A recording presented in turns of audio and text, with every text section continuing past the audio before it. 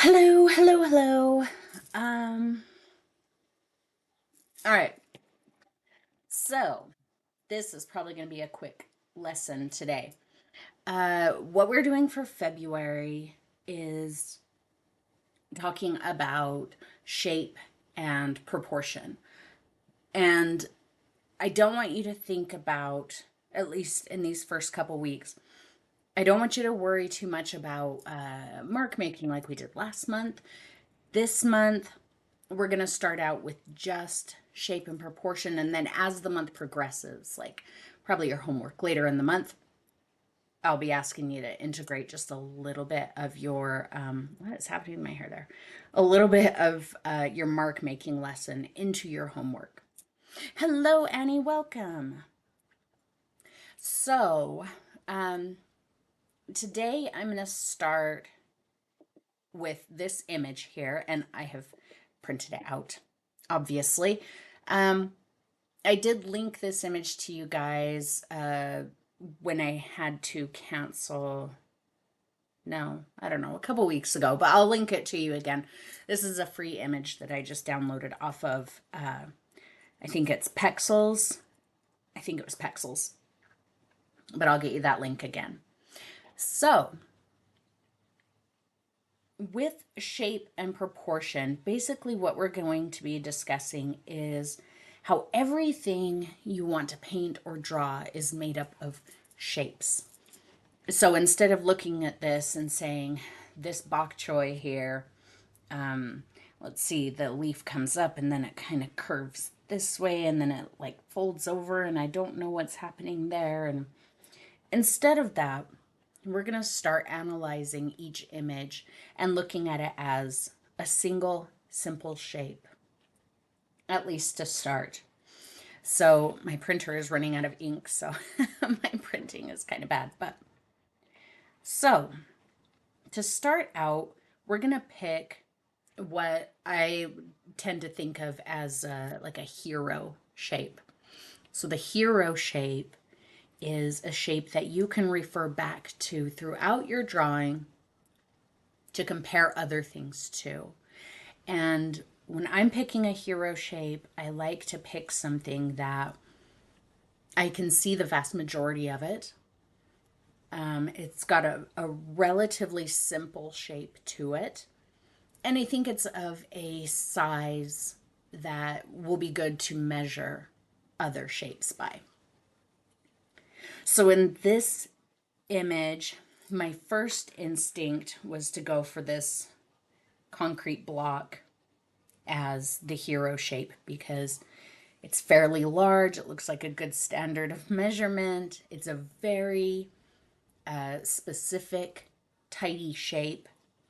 But ultimately, I decided against it because I can't see the bottom. So I'm making kind of a guess about where that bottom is. But the cantaloupe here, this is a pretty uniform shape. I can see the top, the sides, I can even see the bottom. It's lost a little in the shadow, but you can see it. So I'm going to use this cantaloupe to base everything else off of. Hello, Joanne. Well, Joanna, sorry. Welcome. So once you've identified your hero shape, and everybody's is going to be different. Don't worry, there's not like a right and wrong. Then that's usually where I like to start with the drawing. So this cantaloupe, like we said, it's spherical. It's pretty close to perfectly round. But we're not going to just take that for granted and say it's a circle and be done with it. We want to know about how big it is. We want to know, is it proportional? Hello, Ma. I mean, it looks like a nearly perfect circle. In fact, if I'm looking at this, I might almost say it looks a little shorter this way than it does this way. But let's test it. So I'm going to use my pencil. You can use a ruler or whatever you like. So I'm going to use my pencil. I'm going to lay it with the tip of this end right up at the top of the cantaloupe. And then I'm going to mark with my finger where the bottom of that cantaloupe is. Now, if I turn it sideways, look at that. It's actually a little bit taller than it is wide. Okay. Welcome, Krista. So let's just move this over a little and we'll start doing a little bit of drawing. So I've got my cantaloupe. Can I zoom out a little bit? Not much. And I'm just going to start wherever I want on the page. We're not really worried about space and everything just yet. So I know my cantaloupe is a circle and it is slightly taller than it is wide. So really light marks. See how you almost can't, you guys can't see it at all. Start with very faint marks. See that? Because that gives you the opportunity to make changes later. So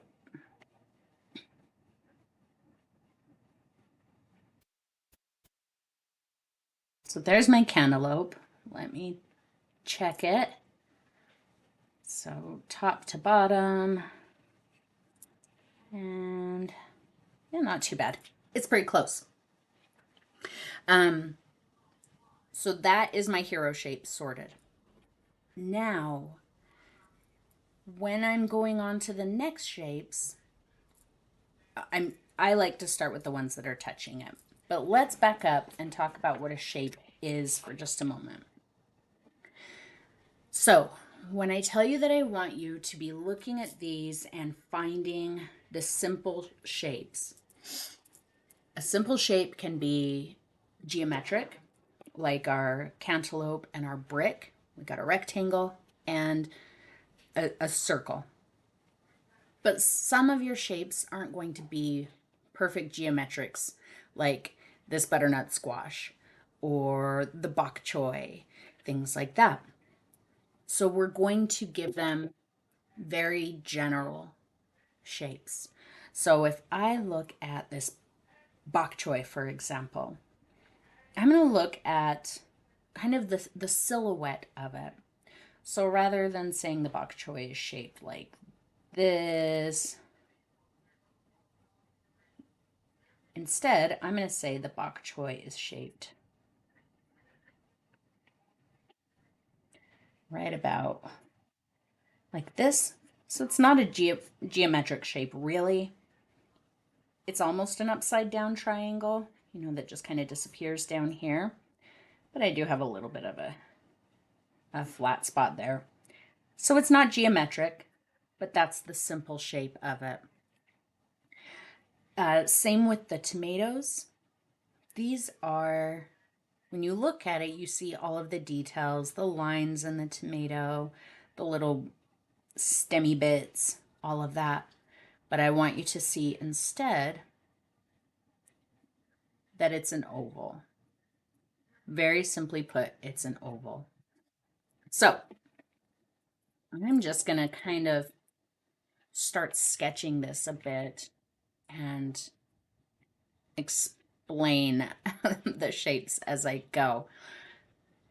And we're going to use our hero shape to measure.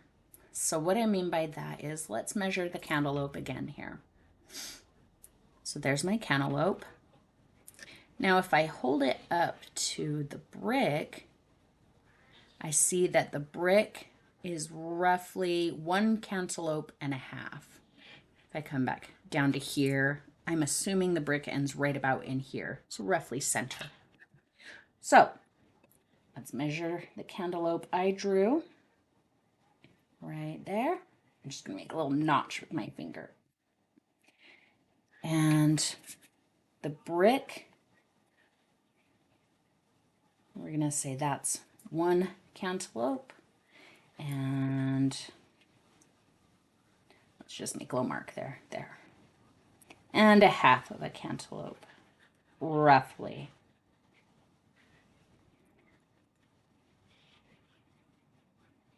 So there's the top of my brick. The width of the cantaloupe is roughly the same as the width of the brick. So I'm going to measure my cantaloupe, and the brick. Right about like that. Pay attention to where it comes out of the previous shape.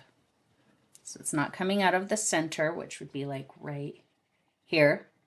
It's kind of off to the side, maybe even a little bit more. And then, let's see, that's where I marked my other side. Just sketch it straight down, and it's going to disappear behind other objects there. Just give it a little bit of its 3D bit, because we can kind of see down the side and the top there. Let me just make sure I got that right. It's a little wide. I don't have an eraser over here. Just pretend that line isn't there. And then from there, we're going to do like the pear. I think that's a fig, isn't it? So the fig is just about as tall as the cantaloupe. It doesn't come up quite exactly. Right about there. It's kind of a triangle shape with a little rectangle on top. Call the stem a little rectangle. And then this shape is kind of a curved triangle. So that's basically what we're looking for when we are doing the drawing. You know, you see people like always, let's see, the tomato is about 3/4 of the cantaloupe. You know, you see like artists on TV or cartoons or whatever where they're drawing something and they're like looking off in the distance doing this type of thing. That's basically what they're doing, is they're checking proportions, distances, sizes, etc. All right, so there's roughly my tomato. It's a little taller on this side.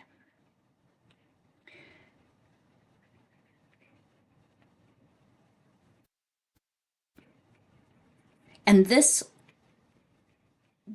shape finding technique is really something you can do for anything. It's the shape of a cloud.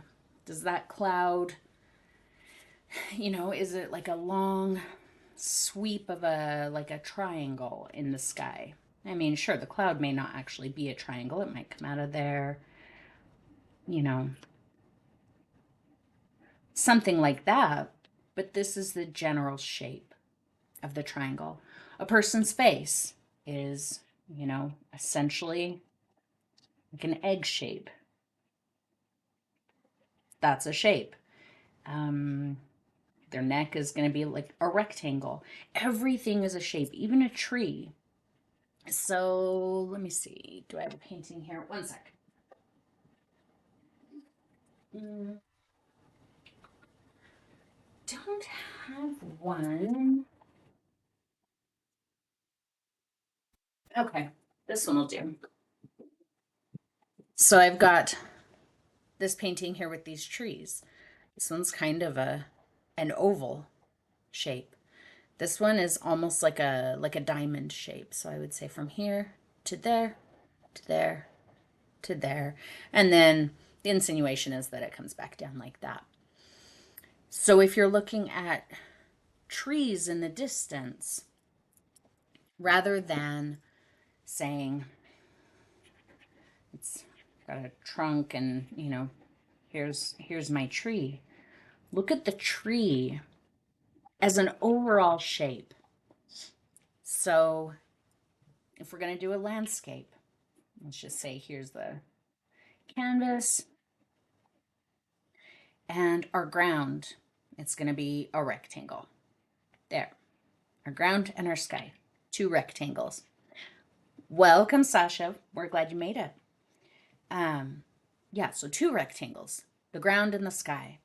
And now we want a tree. I'm just going to go with my tree like I had over there. I'm gonna have like a bush, be kind of an egg shape like that. And over here I've got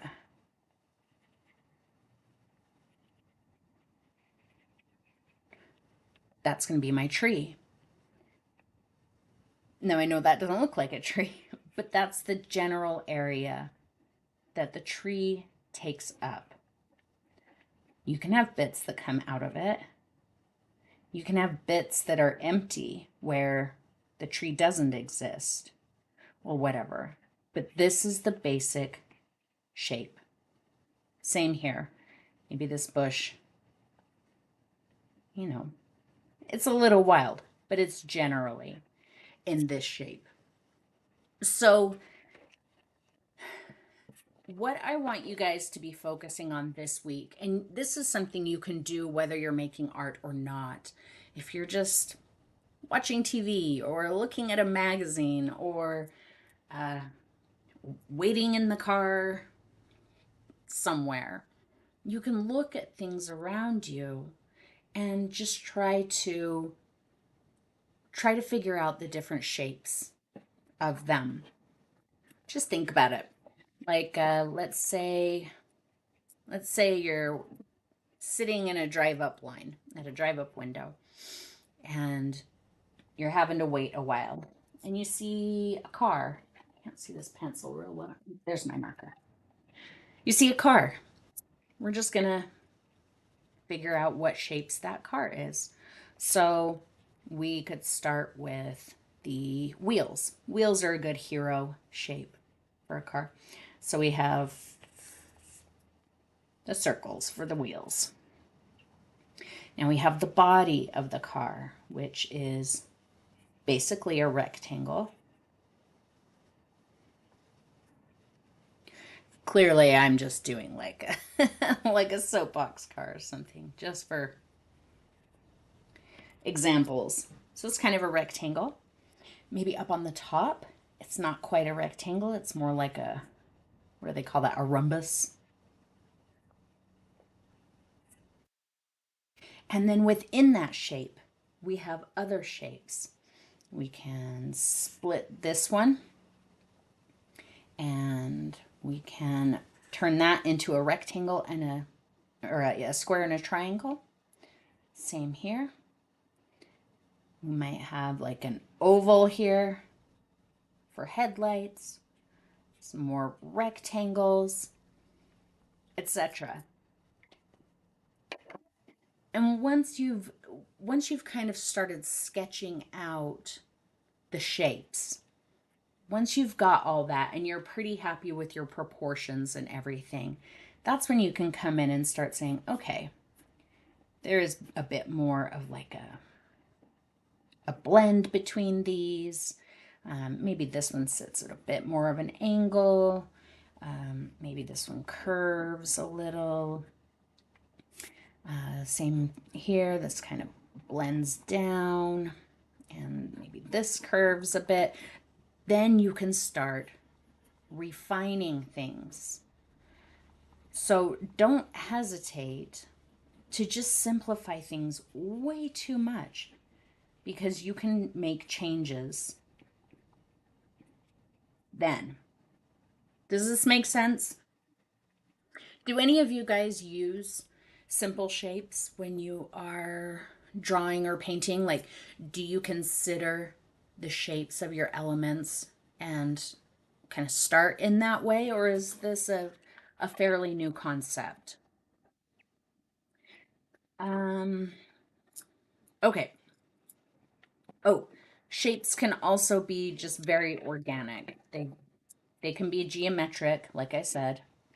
It's a geometric shape. Geometric, roughly, very roughly. But they can be organic as well, very abstracted. So let's say,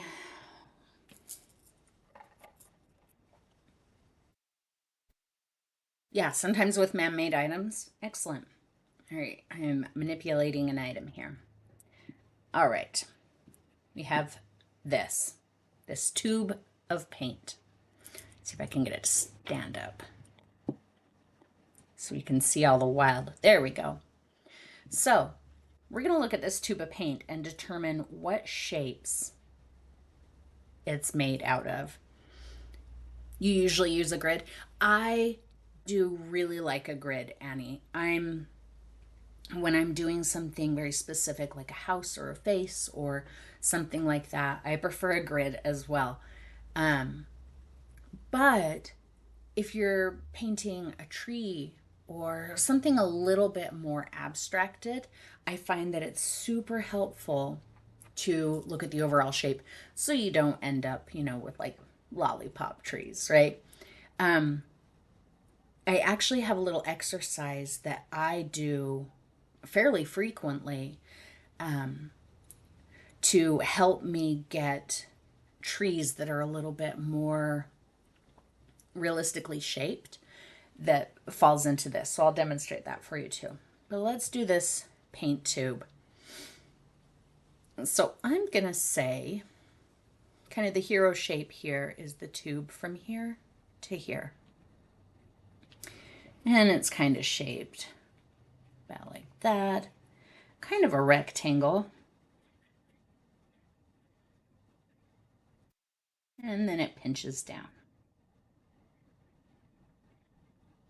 Roughly like that. Let me see if I got my proportions right. So I'm going to measure that. And the length is about twice the width here. So how's mine?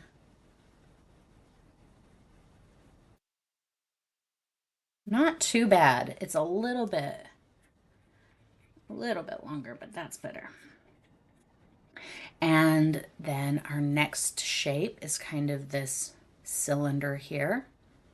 So we'll say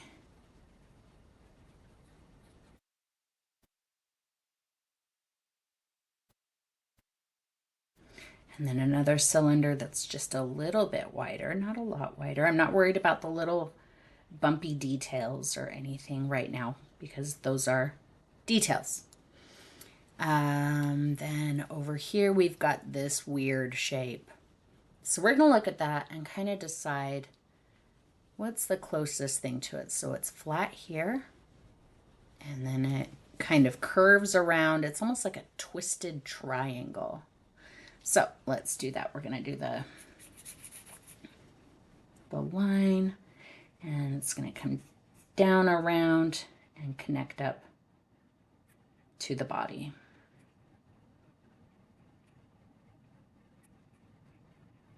And this is going to lead us right into our next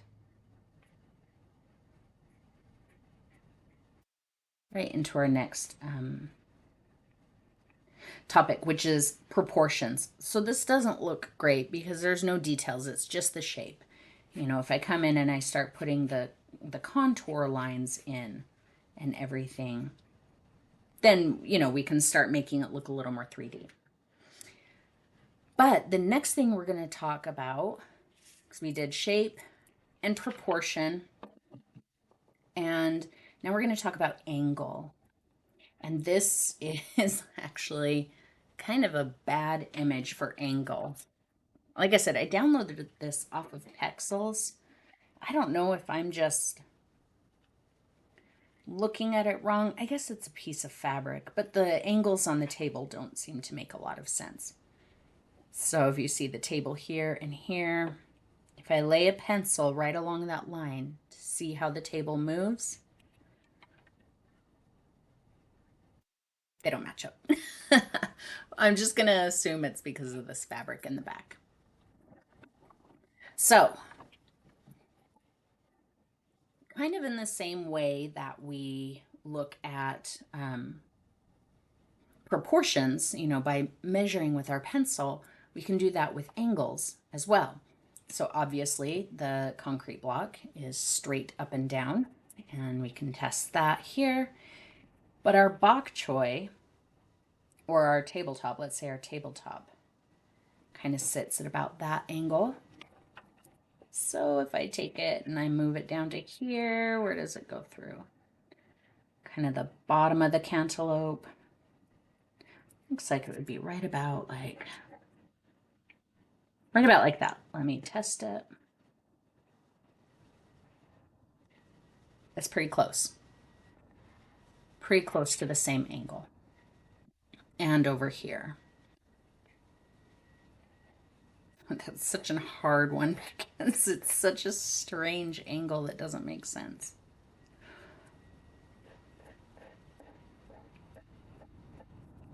There we go. Let's get our... This is an odd shape. I'm going to choose to look at it as a large oval, or almost like a rectangle that's very rounded off. So it kind of comes up from our fig here, comes up and in just a little bit. It's just ever so slightly in from here. The top of it is in line with the brick. So it's going to come up to here. I'm not worried about this right now. Don't pay attention to that right now. We'll call that detail. So my butternut squash, it's going to flare out just a little toward the bottom and disappear behind this sweet potato. And you can see how I kind of, it touches down right there, right behind that sweet potato. Pretty close to the way it does here. Mine's a little higher. And then we've got almost like a squashed triangle on the top. Now we can come in and say, there's the dip, because we know exactly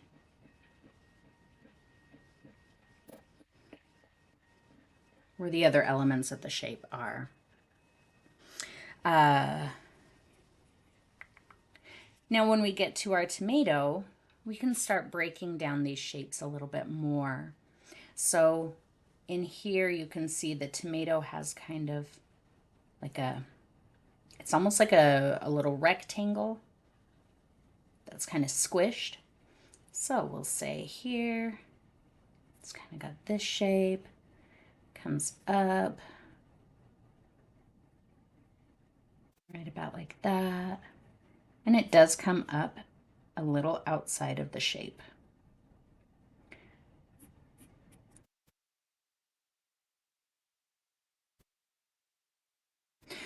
So you see how giving it that simple shape in the first place opens it up so that you can very easily go in and add the little details to it afterwards. Let's do the bok choy real quick because that's kind of an odd one. So I'm just going to placeholder these tomatoes. They're very odd, but look at them. They're kind of like a kidney bean shape. It's really round there, a little less round on this side. So there's a tomato. And we'll just say this is another one, just because I need to cover the bottom of the bok choy. So I'm going to say the bok choy does not touch the cantaloupe. It comes up from here. We've got this triangle shape. It comes up slightly above the top of the block. So if I draw a line across there, you can see how much of it comes above the top of the block. So we're going to come up, and it's got a bit of a curve. We need to measure it to see how wide it is. Let's measure it against the cantaloupe. That's our hero shape. So there's the width of my cantaloupe, and it's ever so slightly wider than the cantaloupe. So my cantaloupe here is about like that. So my bok choy is going to end right about here. So we'll go. And it ends kind of in here. I know this is all getting scribbly and messy, but that is going to be my bok choy, basically. And then once I'm in there, I can start finding other shapes. Let's look at the center here. It's a big oval that goes a little more than halfway down. So there we've got another oval over here. And here, we'll call that kind of an oval.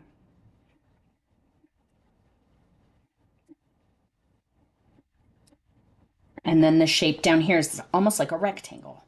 We can just call that a rectangle.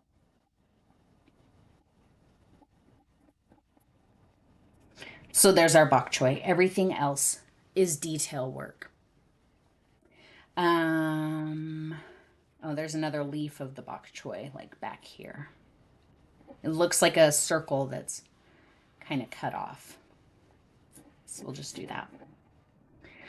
But that's basically all I mean when I'm telling you to find shapes. And then everything else is just detail. Look at that. That is super quick tomato. Does it look delicious? No, but it's a tomato, so it wouldn't. Does it look like a real tomato? I'm not unhappy with it. For as quick as I did that, that was pretty good. Now within our cantaloupe even, there are more shapes. Look, there's a crescent right there, like a crescent moon. So let's do that. It comes right out of the end here, disappears behind the tomato. Here, this is like a triangle. See that? We've got a triangle there, and it kind of gets wider and then disappears. So we're gonna say just about like that. There's another one there. And again, it almost meets up, so it's almost the same exact shape as the sweet potato. It's just on a different angle. And then there's another little slice right there.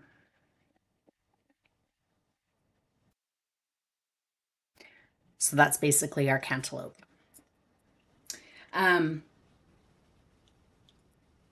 Now, am I just like info dumping on you guys? Are you guys with me? Are we good? Do we have questions?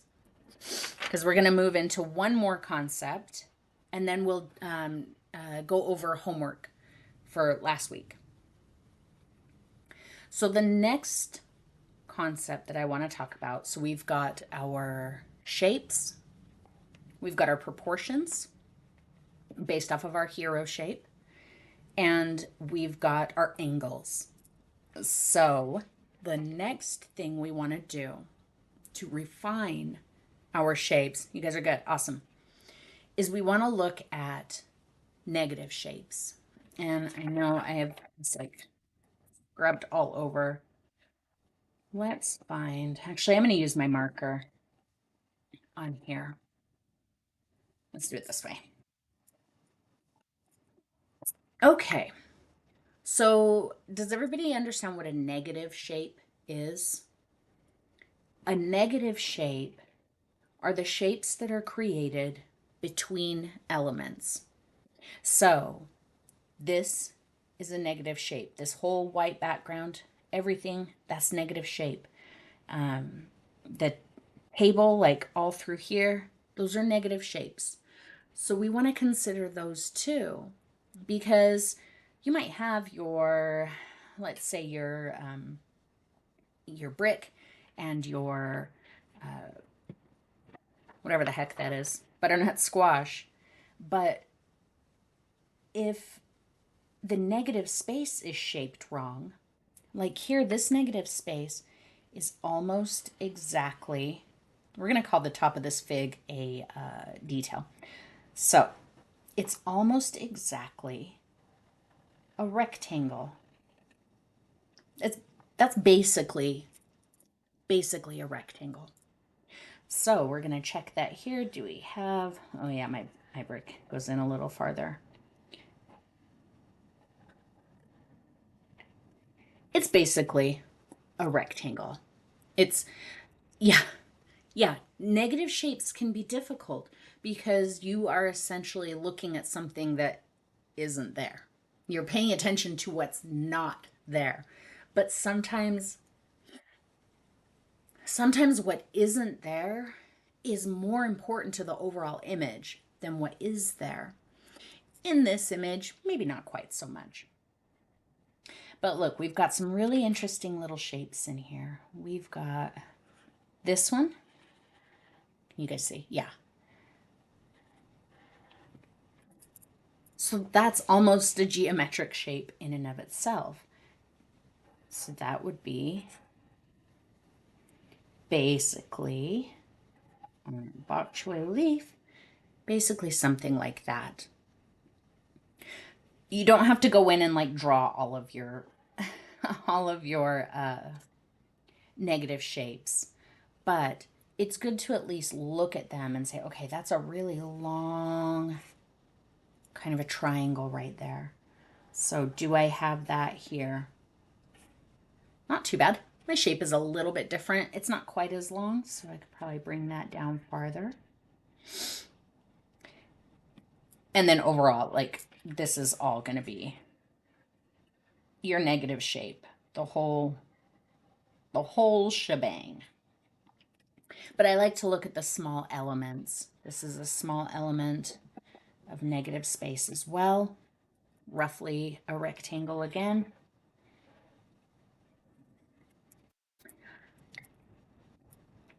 So let me give you a couple examples of negative space.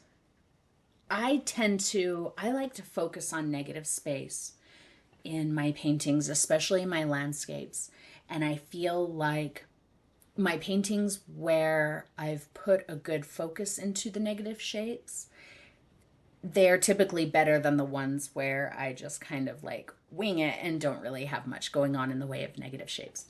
So this one I really like. This is a very deliberate negative space shape. And I've got some in here as well. Those are negative space all through here. It's the negative space that's giving me the openings in the trees so that they feel more in the environment. Now I know I've got paintings where I did not pay attention to the negative space so much, and therefore I don't love it quite so much. I think this is a good example. Oh, and I flicked gesso on this one. Oops, that sucks. So this one, as you can tell, there's less of a focus on negative space, negative shapes. I've got, my little ones here and there, but there's not really, I guess this is kind of a negative space up through here. But I didn't put quite as much emphasis on the negative space in this one as I did in this one. And I feel like this one is a little more inviting. It brings you in, where this one feels a little bit more closed off. So really consider your negative space as well. I feel like if I would just have one area in this that was just a little more open, just a little more deliberate, that I might like this one better. And I guess I could always go back and add something, even if it's just like right here, open this up a little or open this up a little. I feel like in here it would be too much, but I could even open it up like right up in here. Just something that feels like you could pass into the scene. You could pass through the scene rather than standing in a wall. Standing facing a wall with gesso splatters on it. Sad. Okay, so I want you to write these things down. It's just a couple of points that I want you to remember, and your homework will focus on it as well. With our shape and proportion, when we're drawing, we need to focus on our shapes, the simple shapes, obviously. Break it down into as many shapes as you need. We're going to find a hero element to gauge everything else on, to measure everything else by, including proportions. So proportions is the next thing. We have shapes, hero shape, proportions, angles, and negative shapes. So those are the main elements that I want you focusing on this month. Yeah, like I said, you can do it anywhere. You're sitting somewhere. Let's say I have this little jar of pencils here. I mean, this could be a really fun thing to just sit and say, okay, well, this is a cylinder and it's got a bunch of little rectangles with triangles on the top pointing up out of it. The negative space between the pencils opens it up and gives it a little bit more depth. So things like that. Even something like this. How many shapes could you break this down into? We've got our rectangle with rounded corners. We've got a little rectangle in there. Another rectangle here. A triangle with a triangle on top that's cut off. So, and even the tape here. We could say, well, it's kind of like a, what do they call that? A polygon. It's just got weird sides. Okay. I think that's all I wanted to talk about with that. If you guys have questions or anything, let me know. In the meantime, while you guys think if you have questions, we are going to, where you at? Did I close it? No, I didn't close it. Okay, you guys can see that, right? Yeah. Okay, so let's look at our homework real quick. We had a few people submit some homework. Okay, so this is Meta's that she did before I put the homework out. And this was all about the different types of lines. I wanted you to use cross contour lines to show where an object had volume or mass, the direction that it moved. Also, faint lines to describe distance, with the more solid dark lines describing something being closer to you. And I think Meta did a really great job here. Yeah, even on her handle, we've got cross contour lines that say that it's a rounded thing. The edge of the mug is very faint, moving away from us, and it's much darker here where it's closer to us. Good cross contour lines. I really like the cross hatching in the shadows on all of these. I am particularly pleased with these pears. They look chubby. These pears look very rotund, and that's excellent. Very good use of these soft lines to say what part of the pear is facing away from us versus these heavy dark lines saying this pear is closer to us or it's got weight to it. Same with the vase. Nice and rotund. And this box, yeah, lovely, lovely work, Meta. You really did a great job with, with your cross contour lines and your, what did I even call it? I don't even know. My brain is on fire. The light and dark lines. So our next one. Oh, here's some more Meta. All right, so again, this was cross contour as well as the faint lines in the distance, dark lines in the foreground. And this landscape is a really good example. These trees, the cross contour lines, the contour lines, everything nice and faint in the distance here, which creates a sense of light with that sun up at the top. It looks like there's really bright light shining through there. And look at how heavy these lines get toward the foreground, both on the ground. Lots of cross contour lines on the ground. That's excellent. And on the tree trunks. Very, very good. And of course, your cylinders. Spectacular. Awesome work.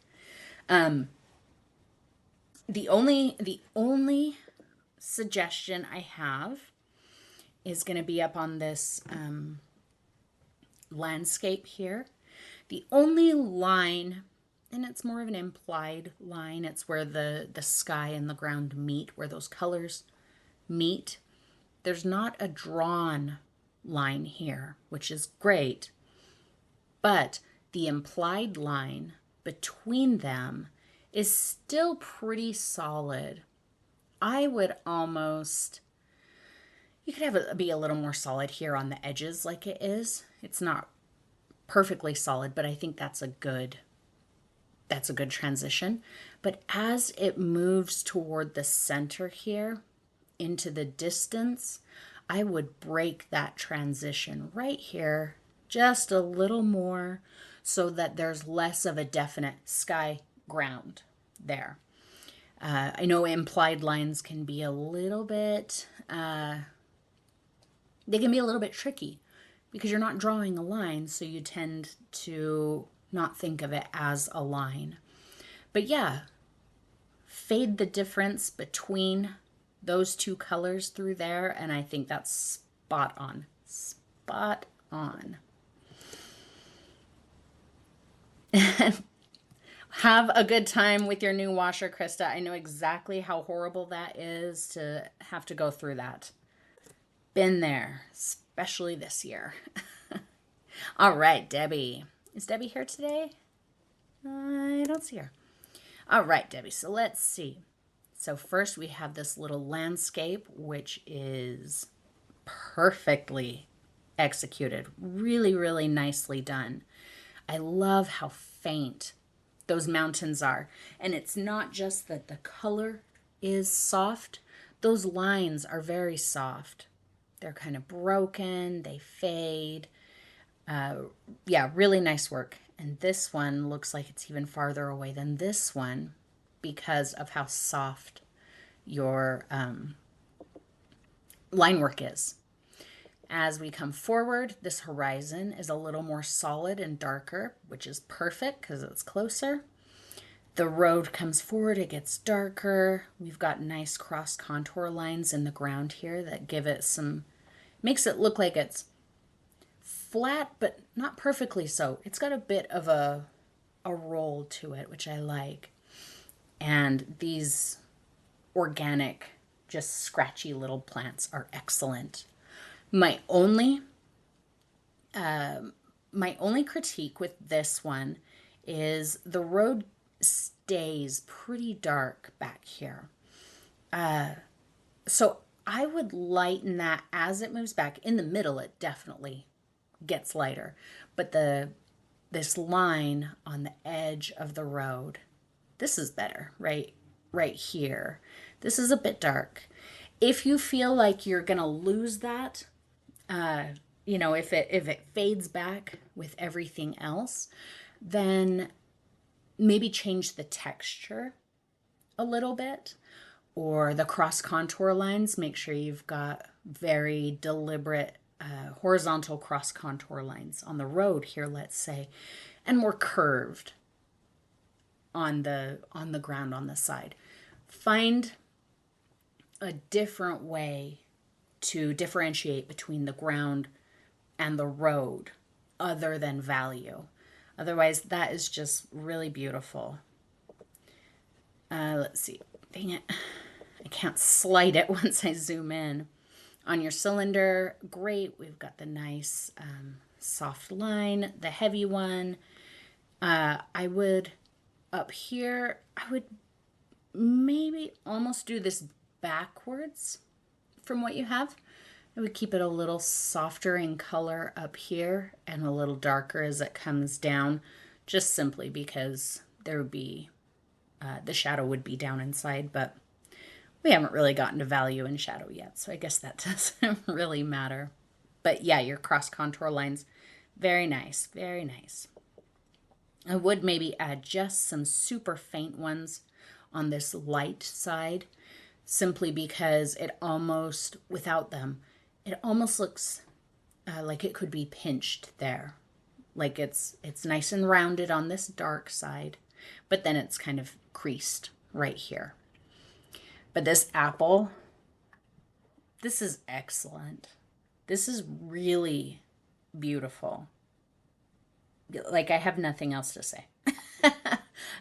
I'm very, very impressed. That apple is gorgeous. So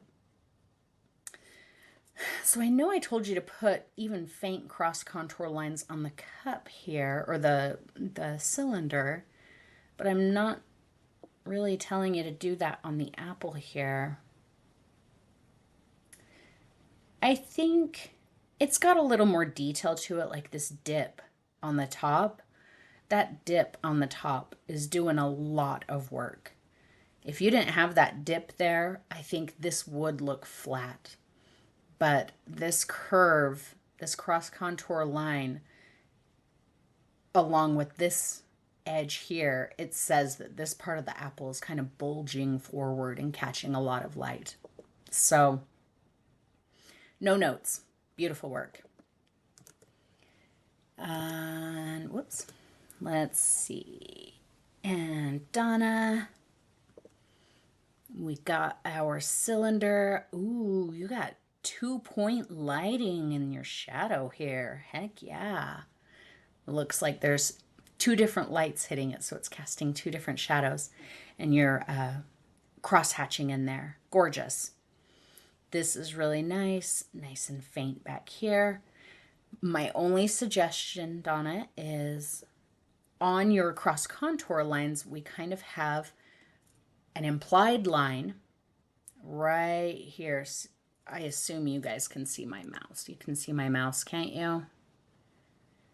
Yeah, Debbie's apple definitely has a lot of implied lines. Yes. I would say a lot of her work that she posted there does the landscape as well. But yeah, where the cross contour shadow lines are on the left, there's an implied line right here. And that almost makes it look like it's bulging a little on the right here, especially since we have some cross contour lines on this side. But yeah, you've got the concept. You understand what's going on here.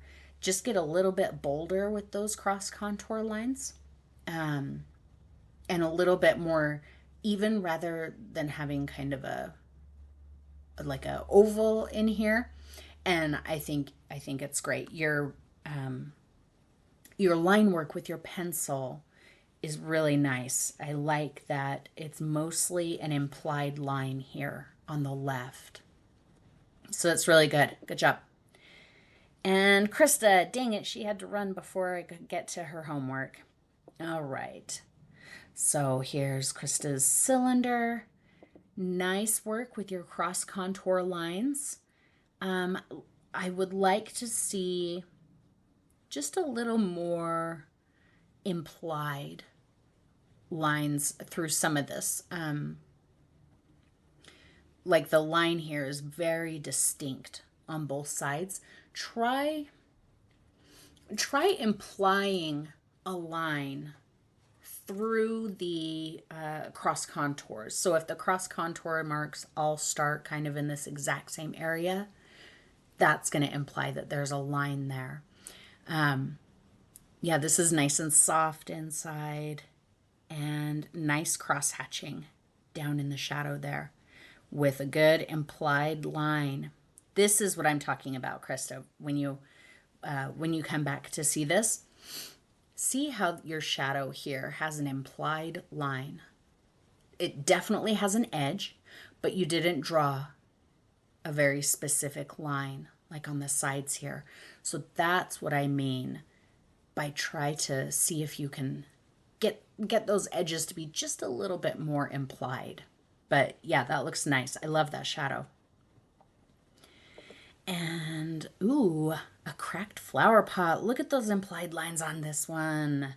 Heck yes, this is so much better. That edge is delicious. This edge, fantastic. I love that this light edge almost completely disappears. Like there's really not a line there, but it suggests that there's a bright light shining here. This is really, really beautiful. Really nice work. I do like this hard line at the top. It pulls that edge closer to us. The dark side of your bowl disappeared into the shadow on the table, which I'm always a big fan of. Excellent, excellent, excellent work. And landscape. All right, good implied lines and nice cross hatching. I like that you really experimented with the different marks in here. We've got whole, look at these tree branches. Girl, you paid attention when I said scribble and hold your pencil weird, and it shows there, and that's not a slight. That's excellent. That's what I want to see. And then as everything comes forward, it gets darker. Look at your fence here. The fence in the closest, nice and dark and solid lines. And as it moves back, look, these lines, they get fainter, but they also start breaking. We've got broken lines. Perfect. Just again, just like on, who's Debbie? Donna, I think it was Donna's. As your line moves away from you, right here on your road, make sure that it does the same thing that your fence does here, rather than staying the exact width and darkness and everything. But yeah, really good. I am super proud of all of you guys. I think that,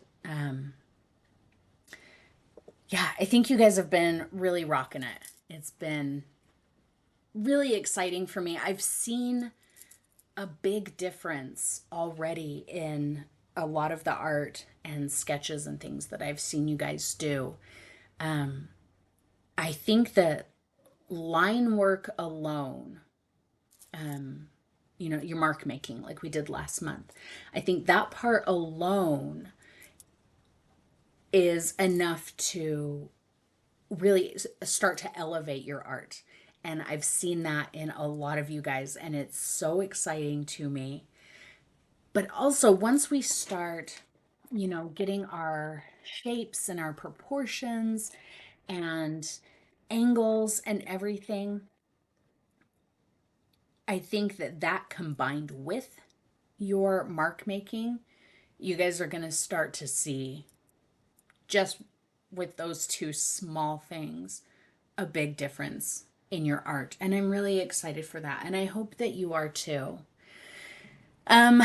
Okay, let me just take a look at my notes real quick.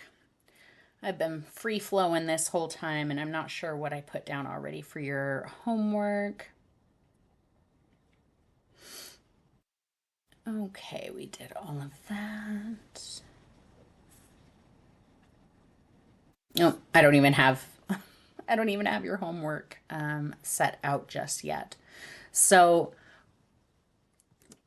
what I want you guys to do for your homework is download that image, and I'll make a post and tell you specifically. Download the image of the vegetables, or use a different one if you like. And sketch it out kind of like I did, maybe not quite so messy, but just show me that you were looking at the simple shapes. Maybe just make a note on there saying which is your hero shape that you were kind of comparing everything else against.